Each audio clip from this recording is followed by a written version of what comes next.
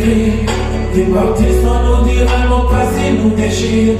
C'est mieux, c'est comme un jour on va guérir. Je voyais ça qui est pas maninga. Et le tour d'un bail comme Elinga. Perdre son million, c'est perdre une partie de soi. Aogena, Tafka, Kakolila. Mon premier ami, et meilleur ami. La vie me l'a pris, sans demander mon avis. Mon premier ami, et me vas-y. La vie me l'a pris, pas d'anaïo qui passe. Les parties sans nous dire au revoir. C'est si dur de te dire au revoir. D'accepter de ne plus jamais te voir. Oh là, oh là, oh là. T'es parti sans nous dire au revoir. C'est si dur de te dire au revoir. D'accepter de ne plus jamais te voir. Oh là, Olivier. Oh là, Olivier. Oh là, Olivier. Oh là, Olivier. Oh là, Bénédicte. oh là. Ce n'est qu'après ton départ que je me rends compte qu'il y a une autre vie après celle-ci. I'm in missing you again and again. Wala spero tiki tiki kope na banani. La chouchou en bichou tiki na banani. Marie José Bachi Joti Malou na banani. Sur ta boutique pour gana Olivier Jolie. Mon premier ami et meilleur ami. La vie me l'a pris sans demander mon avis. Mon premier ami et premier ami. La vie me l'a pris.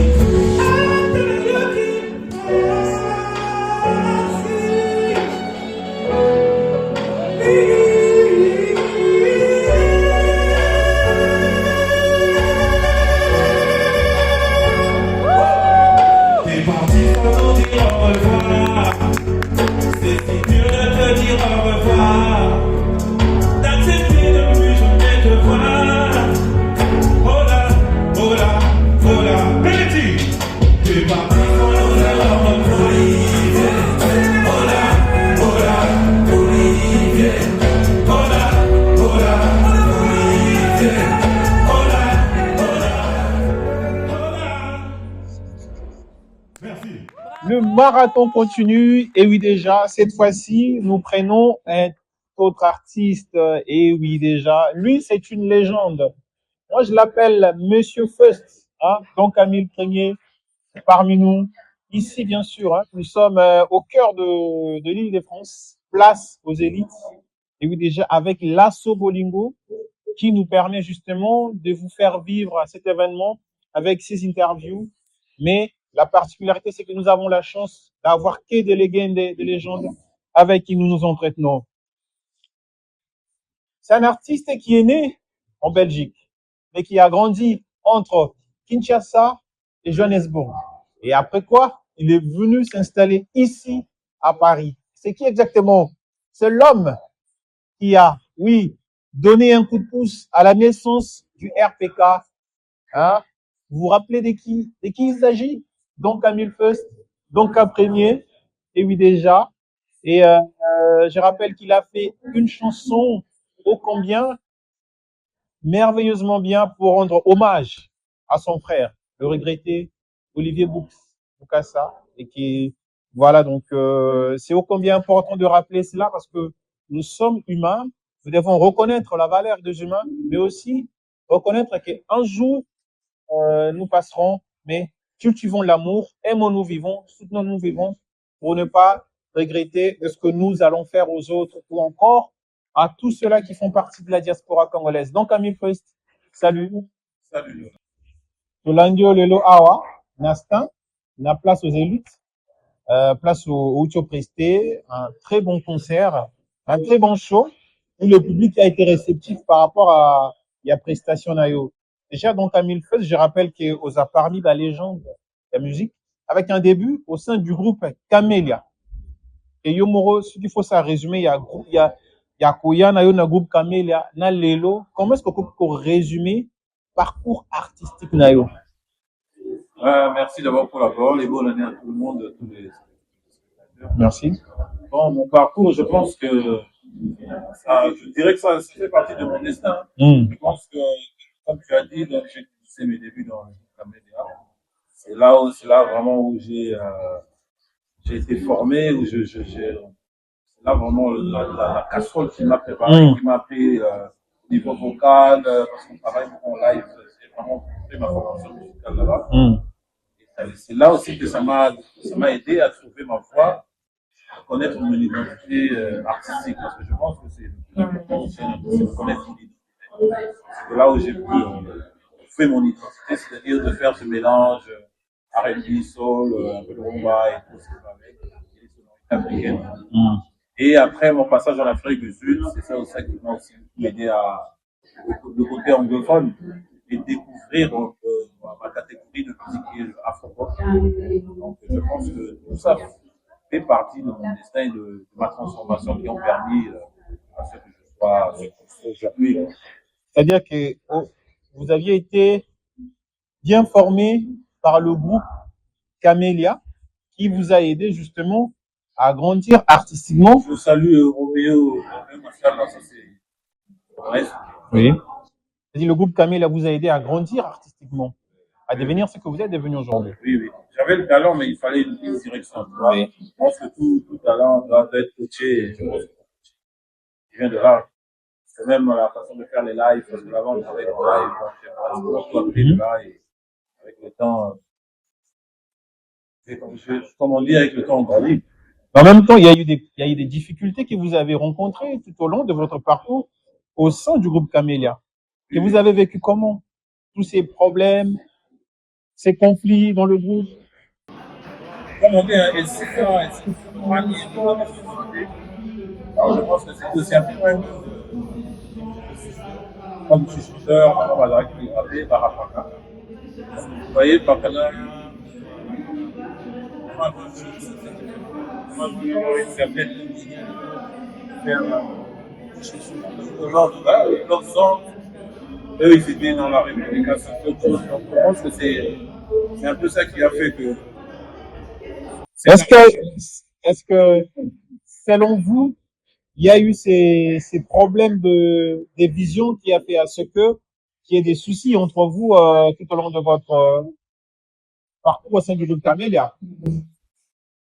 Oui. Je pense que tout part de là. Parce que, comme je dis, quand on n'a pas la même vision, automatiquement, on n'a plus le même centre d'intérêt. Même dans la famille, tu peux avoir ton frère ou ta soeur, mais quand vous avez des visions différentes, même au je pense que tout est, comme j'ai dit, sur le fait que je suis chanteur, fur et à mesure, parce que je faisais l'animation et le chant. Et quand j'ai découvert mon côté chant, je voyais que c'était ça qui touchait le plus. Donc, j'ai préféré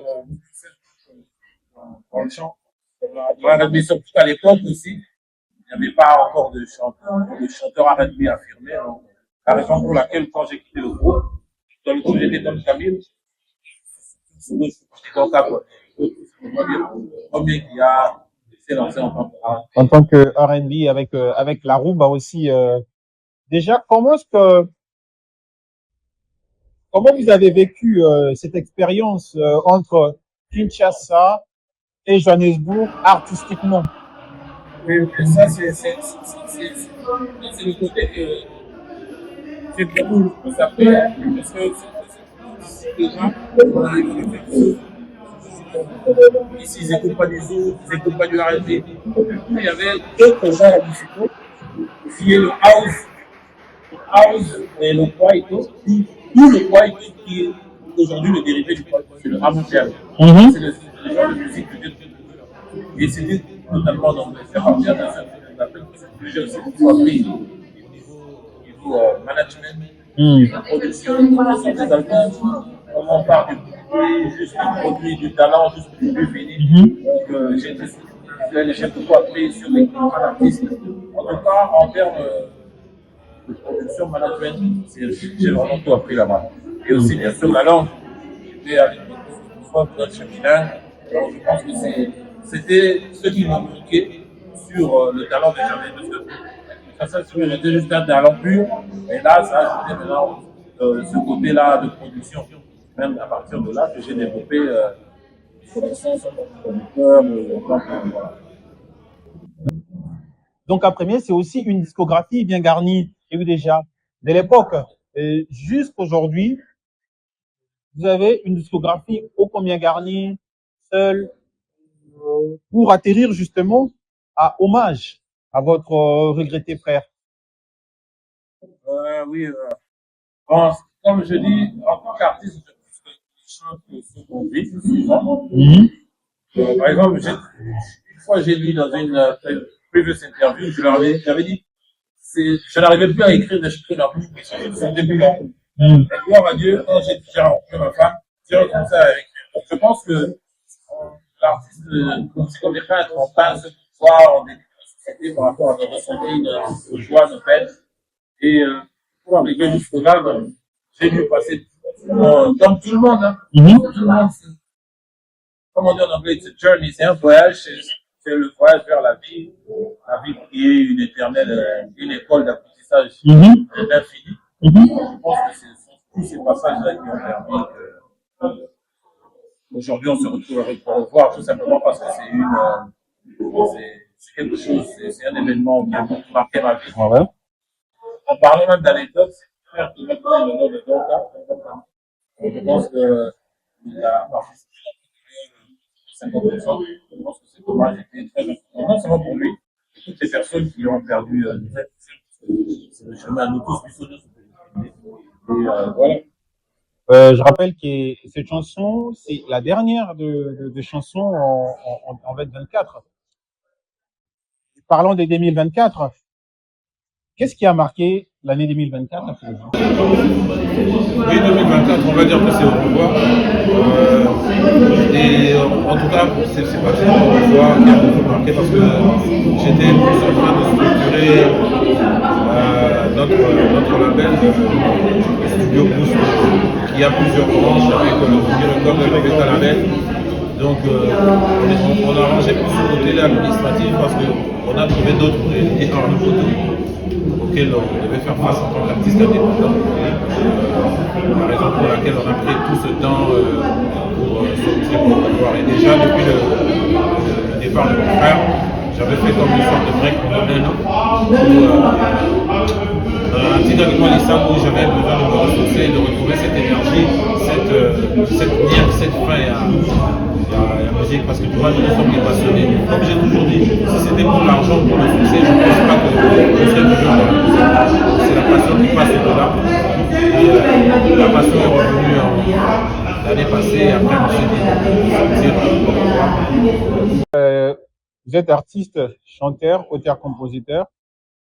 Aujourd'hui, vous avez signé chez Mondi Records et vous gérez en même temps le Studio Boost. Alors, dites-nous, comment vous arrivez à gérer votre carrière dans tout ça? je pense que c'est quelque chose que, depuis longtemps, j'ai quand même développé ce côté multitâche, multifonctionnel. Déjà, à l'époque, même quand je vais avec mon groupe orchestre, je gérais déjà tout ce qui est administratif, avec le Blaise Davis, et je gérais aussi le côté artistique. Donc, ce sont des choses, avec le temps, comme j'ai dit, quand je suis à l'Afrique du Sud, la vie dans l'Afrique du Sud, où j'ai beaucoup appris au niveau de production. Donc, quand on s'est rencontré avec DDC, Mondi Records, à Kinshasa, on a parlé sur nos projets, nos visions matchées.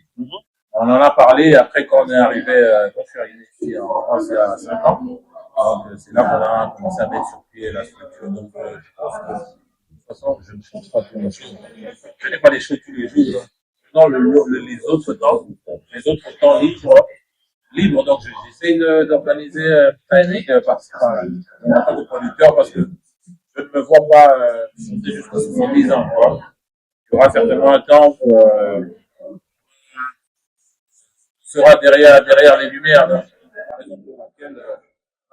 Et vous avez aussi, je rappelle que vous avez aussi participé dans le film Bureau 2 de Marcus Mitterrand. Vraiment. Comme acteur. Shout out à Marcus Plus, vraiment. Et aussi en tant qu'acteur, je pense que j'essaye d'avoir plusieurs casquettes. On ne pas m'ennuyer, j'aime juste ne pas m'ennuyer. Donc là, pour ça, on a ici, là. Mais comment vous avez vécu cette expérience en tant qu'acteur? Non, en tant qu'acteur, déjà, c'est ceux qui ont suivi ma carrière depuis longtemps. Donc, je faisais des clips avant. J'avais déjà ce côté-là, acting, mais je n'avais jamais su que c'était vraiment. Mais déjà à l'époque, on a fait un clip de séquelles, on faisait des scènes. Et j'avais un média j'avais fait déjà ce côté acteur et le jeu des clichés. Et tout vient de un jour. Mais c'était vraiment un jeu de film. Et c'est pas le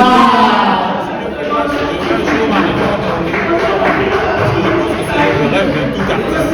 Pas seulement chanteur, artiste en général. On voudrait un jour finir dans le 7e art parce que c'est la symbiose de tous les arts en même temps. Quand tu es peintre, il y a de la peinture dans les films, il y a de la musique dans les films, il y a du théâtre dans les films, il y a tous les arts réunis.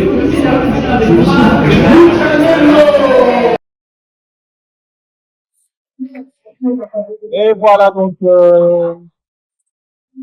comprenez il y a plusieurs émissions. On n'est pas le seul à faire des interviews, donc il y a d'autres émissions qui se passent.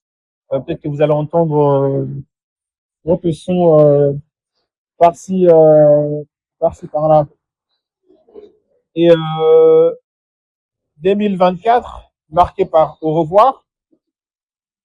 Là, nous sommes au début de l'année 2025 et vous êtes ici à l'association Bolingo, place aux élites, et vous venez justement de descendre sur scène. Déjà, comment vous, personnellement, vous avez vécu cette expérience en débutant l'année avec un show? Ah oui, ça c'est vraiment, c'est ça. En tout cas, il n'y a pas meilleure façon de commencer l'année. Franchement, je remercie le bon Dieu. Je remercie l'association de c'est une expérience superbe. Surtout que j'ai fait l'exclusivité des nouvelles choses.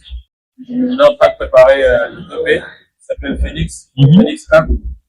En tout cas, commencer l'année déjà comme ça, franchement, il n'y a pas meilleur commencement. Donc, j'espère que ça va continuer. Déjà pour cette année 2025, il y aura plus de scènes. J'en profite pour affirmer ça au public. Beaucoup de scènes et des grosses scènes. On est en train de faire des écoutes. Qui vivra verra. Qui vivra verra. Et oui, déjà, donc, un grand merci à vous, donc, à Milfest, d'avoir justement accepté de répondre à nos questions.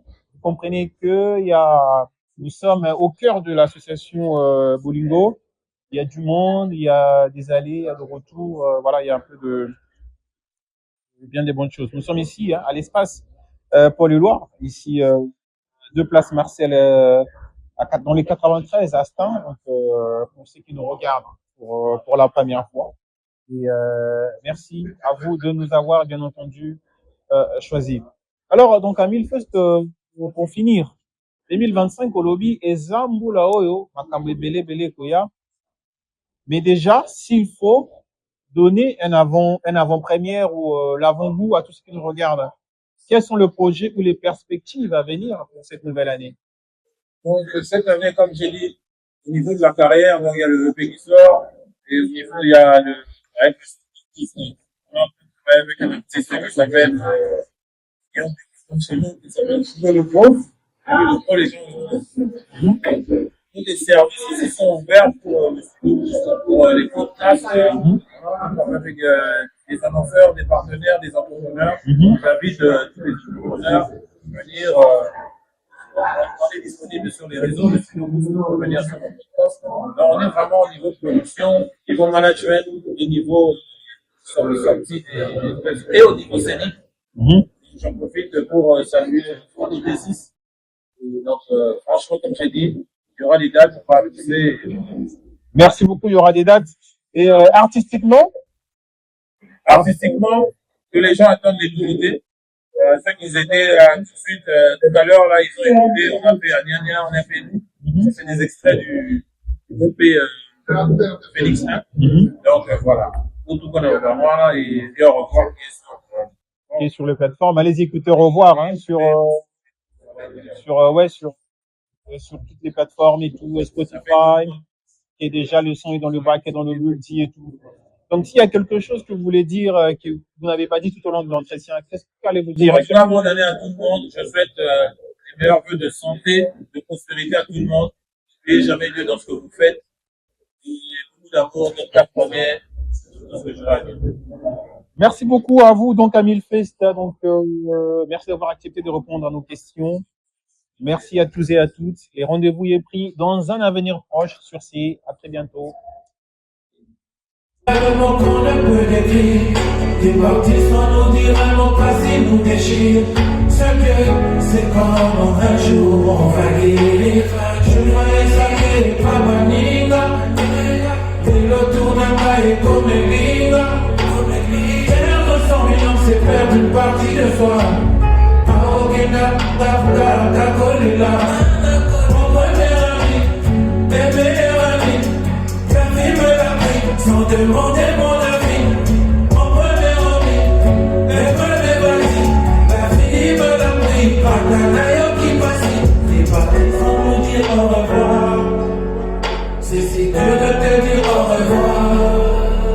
D'accepter de ne plus jamais te voir. Oh là, oh là, oh là. T'es parti sans nous dire au revoir.